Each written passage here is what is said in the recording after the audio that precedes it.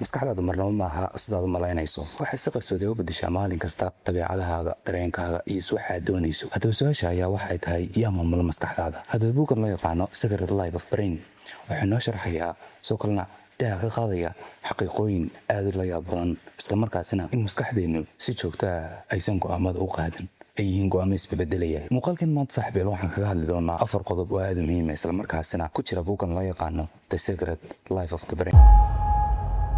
magacaygu waa Mr. Haybe. kusoo dhawaada saaxiibayaal muuqaalkeena maanta. qodob koobaad ayaa waxa uu ku leeyahay saaxiib, ilmaha iyo bilowga nolosha. markaad uurka hooyada ku jirto ama caloosha hooyada ku jirto aad yar tahay, waxa uu ka bilaabmaa maskaxda hal unug oo keliya, ilaa marka dambe uu isku bedelo soo kale uu korriin sameeyo ilaa uu noqonayo malaayiin unug oo isku xirmaya. balse waxa la yaab kale ayaa waxa uu yahay haddii ilmuhu uu waayo hal unug oo ka mid ah, tusaale haddii uu waayo gacan, dheg, san ama afka ama qayb ka mid ah maqalkiisa, taas macnaheedu waxay tahay maskaxdu si buuxda uma kori karto. oo maskaxda bini'aadamku sideeda ma aha hal nidaam oo fudud, waxayna ka kooban tahay 2 qaybood oo si wada jir ah u shaqeeya. waa qayb si toos ah u dareenta oo loo yaqaano conscious, iyo sidoo kale qayb markaas si qarsoodi ah wax u maamusha oo loo yaqaano subconscious. qaybta inta badan markaasi noloshaada maamusha ayaa waxaa loo yaqaanaa subconscious. waxay si joogto ah u maamushaa habdhaqankaaga, dareenkaaga iyo sidoo kale ficiladaada adigoo aan dareemin. markaad soconayso oo markaad hadlaysana si degdeg ah ayay u falcelisaa. waxaa lagu qiyaasaa 90% go'aamada iyo hadallada degdega ah, falcelinaha degdega ah ee aad samaynayso in 90%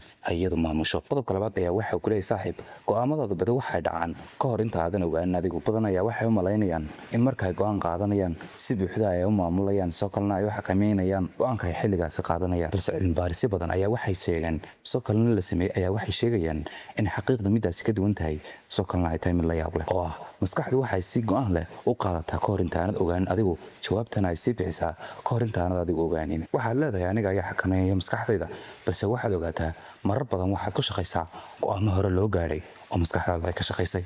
qodobka saddexaad ayaa waxa ku leeyahay saaxiib, maskaxdu waxay ku samaysaa sheeko. ka mid ah waxyaabaha ugu la yaabka badan isla markaasina maskaxdaadu ay samayso ayaa waxay yihiin sheekooyinka ay maskaxdaadu ku manhawaasho amaba iyadu ku creative karayso. markaad wax qaldan samayso, aad samayso wax degdeg ah, jawaabta si degdeg ah kuma siiso maskaxda ee waxay ku siisaa jawaab manaawaal ah, oo waxay ku abuurtaa sheeko macquul u eg si aad u maaweeliso una qanacsan naftaada. tusaale, waxaa laga yaabaa inaad waxaad iibsanayso, waxaa lagu weydiin karaa sababta shayga aad u iibsanayso, waxaana dhihi kartaa qiimihiisa ayaa jaban iyo waxyaabo la mid ah, balse sababtu way ka duwan tahay mid ah, oo waxaa laga yaabaa shaygan inuu yahay shay caado aad u leedahay ama dabeecado adiga kuu gaar ah, aadna iska jeceshay inaad mar walba iibsato amaba aad cunto shaygaasi.